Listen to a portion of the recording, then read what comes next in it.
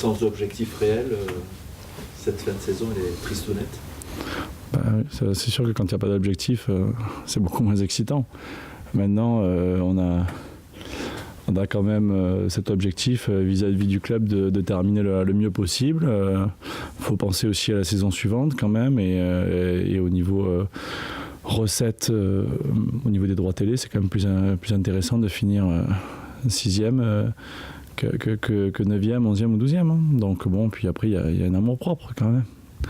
On a déçu pas mal de monde et on a quand même envie de rester sur une bonne note à la fin de cette saison, mais on ne joue pas jouer contre des adversaires qui jouent bien au foot. Bon, il y a Valenciennes qui est en difficulté, mais après il y aura Marseille et Monaco. Ce sera des matchs pas évidents, mais au moins c'est des matchs plaisants à jouer. Donc voilà, tout le monde est concerné. Je vois un staff qui reste impliqué, c'est sérieux. Personne n'est en vacances, en tout cas, ça c'est certain. Le coach j'ai vu des duels, l'entraînement et tout. Alors qu'en match, des fois, je ne les vois pas. Pourquoi ?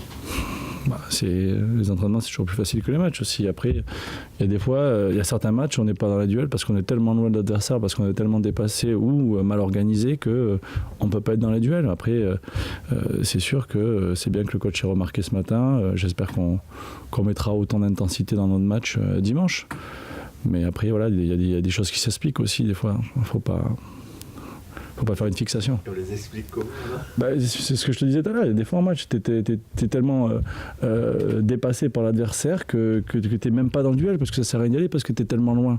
Je veux dire, des fois, il ne faut pas être dans le duel si tu sais au départ que tu vas le perdre parce que tu es trop loin. Mais après, voilà, je pense qu'on a souffert en première mi-temps à Lille du fait aussi, je pense, parce que Lille presse très bien. Moi, sur le banc, c'est une remarque que je me suis faite. C'est que Lille pressait très bien. Aussi, voilà, on a eu du mal à repartir balle au pied parce que Lille était là. On sentait cette équipe bien organisée. Donc après, quand au départ vous essayez de repartir et que votre équipe, les joueurs se proposent pas au bon endroit, vous vous mettez en difficulté. Et l'équipe qui presse, elle récupère le ballon et là, il faut que tout le monde se replace rapidement pour être au marquage avec son joueur. Mais il y a un temps, toujours, il y a un petit décalage qui fait que des fois, vous n'êtes même pas dans le duel. Donc voilà, c'est ma seule explication que j'aurai aujourd'hui. Valenciennes, a priori condamné. Vous n'avez pas trop d'objectifs, ça va être un match ouvert. Oui, après, je pense qu'il y aura un climat pesant quand même. Je ne suis pas certain que l'ambiance dans les tribunes soit génial, mais après si les gens pouvaient se lâcher nous et proposer un peu plus que ce qu'on a proposé à Lille, ça serait pas mal. Mais déjà aussi prendre du plaisir en essayant de jouer. On n'a pas réussi à le faire à Lille parce que Lille était très bon. J'espère et nous pas forcément au top automatiquement. J'espère que contre Valenciennes on montrera autre chose. Mais après, j'espère que l'investissement personnel et collectif, il sera là. Surtout que c'est un lieu qui vous a pas toujours très bien réussi, Valenciennes. Ouais, après je préfère rester sur la note où il y a 2 ans, on avait gagné avec un but de chèque dans les arrêts de jeu, alors qu'on était mené 1-0, qui avait été un petit déclic pour nous parce qu'on avait enchaîné une bonne série derrière. Donc je préfère rester sur cette note-là, faut chercher du positif des fois. Le fait que eux, en tout cas, ils aient forcément envie de bien finir devant leur public, ça va vous obliger dès le début à vous mettre au moins au diapason. Oui, on s'attend à vivre un début de match fort en intensité, mais après, j'espère que techniquement et collectivement, on va savoir se sortir de leur pressing et pourquoi pas peut-être placer des contres aussi au départ. Et toi qui parles souvent aux joueurs donc avant que le match commence, d'échauffement, tu vas dire quoi? Le plaisir. Ouais, parce qu'il n'y en a pas eu à Lille, et à Lille on a joué sur un terrain comme je disais la dernière fois, c'était un billard dans l'année des matchs de Ligue 1 que vous jouez sur des bons terrains, il n'y en a pas des masses. Donc voilà, il y avait un adversaire en face qui jouait bien au foot, mais on était plus ou moins sans pression, même si on avait quand même cet objectif d'aller chercher cette 6e place. Et à la fin, au bout de 45 minutes, voilà, le coach nous rentre dedans et nous dit qu'il n'y a rien, quoi. Et ça, c'est le plus dur à entendre. Mais j'espère que oui, on prendra du plaisir, mais parce que t'apprends du plaisir parce que tu cours pas, et t'apprends du plaisir parce que tu fais courir l'adversaire et que tu joues bien au ballon. Et j'espère que j'espère qu'on arrivera à faire ça dimanche. Après, peut-être qu'il y a un adversaire qui nous presserait énormément et que dans un premier temps, peut-être qu'on contrôlera plus, qu'on imposera notre jeu.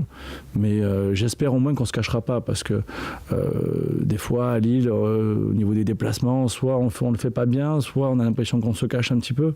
J'espère qu'on se lâchera un petit peu, parce que faut aller de l'avant. La direction du club nous met dans un confort important. Ils nous disent que faut terminer le mieux possible, mais il n'y a pas de mauvaise pression.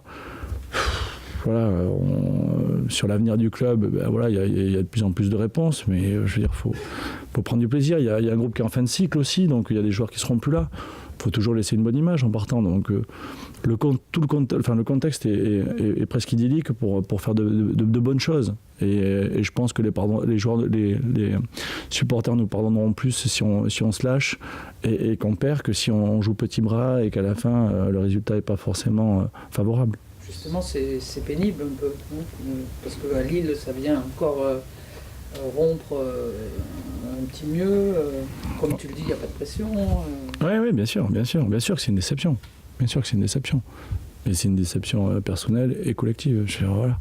Après, je vous dis, le contexte, on nous met dans un confort, on nous dit, voilà, il faut jouer, il faut prendre du plaisir. Après, si on a du mal à le comprendre aussi, il faut pas pleurer aussi. Est-ce que c'est une saison manquée au regard de la 4e place de la trêve, où on a trop espéré, nous?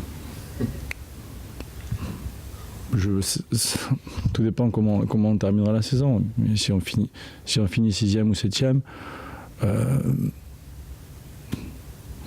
on aura fait moins bien que les deux. Enfin, je parle avec le cycle, avec ce staff-là. Je pense que ça sera la moins bonne saison des trois. Après, on est dans une période délicate pour le club. On a dû perdre certains joueurs cadres quand même. Sur les 3 dernières années, on a perdu Johan, on a perdu Yaro, on perd Ludo, qui nous a apporté quelque chose. Donc, je pense quand même que ce staff-là quand même a réussi quand même à optimiser le potentiel de ce groupe-là. Je veux dire, faut pas avoir tout noir. Alors après, certes, cette saison, il n'y a pas eu de coupe. La Coupe d'Europe, moi, le plus gros échec pour moi, il est dans la Coupe d'Europe cette année. De pas sortir de la poule dans laquelle on était. Voilà, on serait allé, comme l'année précédente, jusqu'en 8e. Voilà, on pourrait dire on y a laissé des forces. Là, ça n'a pas été le cas. Donc, c'est surtout ce mois de janvier-février qu'on n'a pas réussi à gérer. Voilà, c'est la déception, mais je pense qu'on fait partie avec un groupe là d'équipes. On est 3-4 équipes qui pouvaient espérer peut-être en faisant une bonne saison et en ayant un petit peu de réussite viser la 4e, 5e place. Après aller au-dessus, je pense que cette année on n'avait pas le groupe adéquat pour aller chercher une des 3 premières places. Voilà, je pense qu'on peut être ambitieux et être réaliste aussi. Donc si on finit 6e, ce ne sera pas une mauvaise saison. Voilà. Est-ce que sur les dernières semaines, les 3-4 dernières semaines, l'incertitude qui plane au-dessus du coach a pesé dans le groupe ou pas? Non. En tout cas, voilà. Voilà. Non, parce que on n'en parle pas. Voilà, c'est le travail de la direction, c'est pas le nôtre.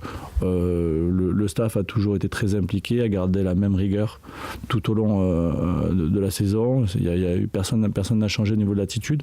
Donc non, mettre certaines défaillances au niveau des résultats là-dessus, non, ça serait se cacher. Pour les supporters, il reste un match très très important après Valenciennes qui est Marseille. Est-ce que ce match de Valenciennes, il peut vous servir de base de travail?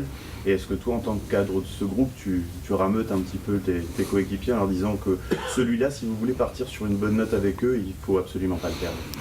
Déjà, c'est notre dernier match à domicile, donc automatiquement, ça amplifie. Après, le fait que ce soit Marseille, on sait ce que ça représente pour nos supporters.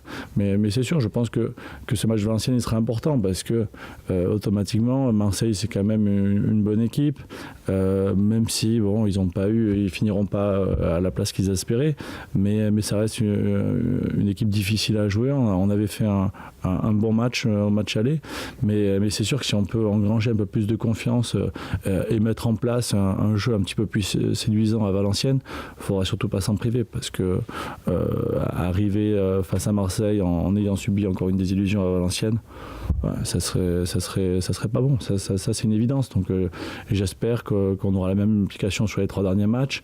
Moi, étant bordelais, je connais l'attention que vont porter nos supporters sur ce match de Marseille, mais c'est sûr que ce match de Valenciennes, pour moi, il y a une série de 3 matchs, faut qu'on s'en serve. Après, si vous gagnez à Valenciennes et que le résultat de Marseille-Lyon est favorable, vous pourrez vraiment jouer cette 6e place sur les 2 derniers matchs, dont celui de Marseille. Bien sûr, c'est pour ça. Mais comme je disais tout à l'heure, tous les points seront importants, et de finir le mieux possible au classement est très très important pour le club. Et ça, on nous l'a toujours dit, et je pense qu'on en est conscient. Quand on parle de ce match, Marseille, match aller, c'est aussi le dernier où Bordeaux, à l'extérieur, a marqué un but sur une phase en mouvement. En 2014, vous avez marqué que sur corner pénalty. À Valenciennes, ça peut être une première, disons. Ouais, ça serait bien. Ça serait bien. Après, à Marseille, je trouve que nos attaquants avaient été particulièrement bons ce soir-là. C'est Nico qui marque le dernier but sur l'action. On avait joué avec Jussier et Henry à Marseille, avant que Jussier sorte sur sa blessure au coude. On avait trouvé de la profondeur, ce qui nous manquait et ce qui nous manque ces derniers temps. On avait trouvé énormément de mouvements avec ces 2 joueurs. C'est sûr que faut le garder en tête, ce match-là, et c'est sûr que ce serait bien de marquer un petit peu plus sur des phases jouées, quoi. Mais contre Rennes, on n'a pas marqué aussi le 2e but. Ah, à l'extérieur, pardon. Parce que j'allais te dire, 3 buts. tellement ça. Et Carlos va s'en aller. Est-ce que tu gardes le souvenir de lui? Ça te fait qu'il s'en aille? Je ne sais pas s'il s'en va encore, mais en tout cas, ce que je sais, c'est que ça aurait été un joueur avec une bonne mentalité, qui rugueux, qui a amené, surtout sur les 2 dernières années où il a été épargné par les blessures, ce côté engagement qui nous manquait. Et en tout cas, dans l'agressivité, c'était un leader pour ça. Donc, s'il devait partir, ça serait dommage. C'est dommage, c'est un petit peu triste pour le club, parce qu'ils perdent un joueur qui, sur les 2 dernières années, a été un élément moteur. Il vous a pas parlé? Non. Mais après aussi, il faut respecter aussi les choix. Peut-être qu'il attend. Voilà. Je suis pas dans la confidence. Comment tu vois l'avenir de Bordeaux, toi l'ancien? Est-ce que tu te projettes dans cet avenir et comment tu le vois? Ce que je sais, c'est que c'est un virage très important pour le club. Ça, je pense que si on n'est pas conscient que cette intersaison va être fondamentale pour les 2-3 années qui suivent, c'est sûr que ça sera compliqué. T'es inquiet? Non. Je suis pas inquiet, parce que Bordeaux s'est retrouvé en 1996, je crois, après sa finale de Coupe UEFA, à renouveler totalement son effectif. Je crois que c'est Roland Courbis qui arrive après en 96. Ouais. Non, c'est une année. Oui, c'est ça. Ouais. Il amène 7-8 joueurs. Il amène Michel Pavon, il amène Ibrahim Baba, il amène Yoann Mikou. Ils ont bien géré. Je suis pas inquiet pour ça. Après, faudra vouloir se situer. Où est-ce qu'on veut se situer dans ce championnat? Et l'investissement sera en adéquation de ce qu'on veut, de ce que le club voudra faire. Il y a un nouveau stade. Comme je disais tout à l'heure, j'ai souvent entendu dire que Bordeaux était un club frileux, pas ambitieux. Regardez les clubs qui ont eu les projets d'avoir un nouveau stade. On en fait partie. On en fait partie. Il y en a 2 qui sont en division d'honneur. Comment? Ouais, non. Il y a quoi? Il y a Le Mans et... Non, mais l'ancienne, ça ressemble à Grenoble. Ouais, après, je parle d'un stade, d'un nouveau stade avec une dimension où on part sur 45 000 places avec un gros projet derrière. Lille l'a fait. Lille va jouer le tour préliminaire de la Ligue des Champions. Lyon, ils veulent le faire. Ils ont eu pas mal de difficultés, mais ils vont le faire. Mais Bordeaux, on a suivi Lille, mais on a anticipé sur Lyon. Donc ça prouve que l'actionnaire est là. Et personne n'a envie d'être dans ce ventre mou du championnat. Je pense que c'est un actionnaire ambitieux, réaliste sur les investissements à faire dans le football, parce qu'ils sont souvent à perte. Mais je trouve que le club a toujours bien su réagir quand il a fallu renouveler de façon importante l'effectif. Et je suis sûr que Bordeaux reste un club attractif. Voilà. Et voilà, il y a une transition qui sera importante parce qu'il y a beaucoup de joueurs en fin de contrat, il y a des joueurs qui vont partir. Après, voilà, faudra juste savoir ce qu'on veut faire. Si on veut rester en haut et être ce club qui, sur des bonnes saisons avec un petit peu de réussite, peut rentrer dans les 3 premiers et être européen quasiment tout le temps, ou si on veut être un club qui attend un exploit un jour. La clé, c'est le nouveau stade. Je pense que je ne sais pas si c'est la clé, mais en tout cas c'était un facteur obligatoire pour grandir. Et de l'avoir fait, alors que les 2-3 dernières années c'était un petit peu compliqué au niveau des finances du club, je trouve que ça prouve que c'est pas un investisseur timide. Et quand tu entends le nom Zidane, ça te fait sourire ou tu te dis pourquoi pas? Pourquoi pas, Laurent Blanc il est bienvenu. Et prendre ce virage de l'avenir de Bordeaux avec Zidane, ça a de la gueule. C'est ambitieux. Ouais. Non, mais parce que... C'est ambitieux, bien sûr, c'est ambitieux. C'est ambitieux. Mais ça prouve aussi que Bordeaux est attractif. Laurent Blanc, il a toujours dit, quand je suis arrivé à Bordeaux, il a toujours dit, ça faisait partie des 4-5 clubs que j'avais cochés. Voilà. Peut-être qu'il y a une autre personne qui a eu la même réflexion que lui. Il y a forcément un parallèle à faire avec cette période-là, justement. Voilà, c'est pour ça. C'est pour ça que je dis, je suis pas inquiet. Je suis pas inquiet parce que je trouve qu'à la tête du club, il y a des gens compétents. Voilà. Alors vous me direz toujours, il n'y a pas de directeur sportif. Voilà. Et peut-être qu'ils n'en ont même pas besoin, ces gens-là. Parce que le président est directeur sportif. Voilà, exactement. Je reviens une seconde sur Marseille, parce qu'il y a cette stat incroyable, 36 ans maintenant. Ce sont des faits, c'est complètement irrationnel. Est-ce qu'on arrive à l'expliquer ou au contraire on ne veut pas l'expliquer quand on est joueur? Parce qu'on sait très bien qu'une série, ça se rapproche. Ouais. Je pense qu'il y a des choses qui ne s'expliquent pas. Voilà. Je ne sais pas pourquoi. J'ai vécu des matchs pourtant, on était mené en 2008, on était mené en 2009, on était mené 2-0, on revient à 2-2, on frappe le poteau à la 93e. Voilà. Je ne sais pas si ça a toujours été des grands matchs, mais en tout cas, c'est vrai que cette série, elle est très importante dans le cœur de nos supporters. Parce que moi qui suis au club depuis 25 ans, tous les ans, j'entends toujours la même chose. Voilà, donc je ne veux pas l'expliquer et je ne sais pas de façon l'expliquer. Donc au moins, comme ça, au moins, c'est réglé. Tu parlais d'amour-propre et de fierté pour le coup. Oui, bien sûr. C'est le moment, ouais. C'est sûr que s'il y a bien un match où il faut en donner un petit peu plus, c'est automatiquement ça. Ça, c'est certain. Oui, parce qu'on ne veut pas être... Oui, on ne veut jamais faire partie de la génération de l'équipe qui a arrêté, qui a fait que la série s'arrête. Ça, c'est sûr. Ça, c'est certain. Est-ce que tu regarderas la finale de la Coupe de France? Comment? Est-ce que tu vas regarder la finale de la Coupe de France? Peut-être. Est-ce que tu vois qui gagne? Le meilleur. Non, je sais pas, mais en tout cas, ce que j'aime bien dans cette finale, c'est que c'est 2 entraîneurs qui essaient de jouer au football. Voilà. Philippe Montagny, il a mis son projet en place, il a été un petit peu critiqué au départ. Quand vous voulez faire pas une pseudo-révolution, mais quand vous voulez mettre en place un système particulier, au départ c'est toujours compliqué, il faut garder la foi, il ne faut pas vaciller. Voilà. Et ce que fait Jocelyn Gourvenec avec son équipe, avec Guingamp, en 2-3 ans, c'est bien. Et pour écouter... au même niveau que vous, juste les commentaires des matchs ou les avoir vus depuis le banc coacher leur équipe.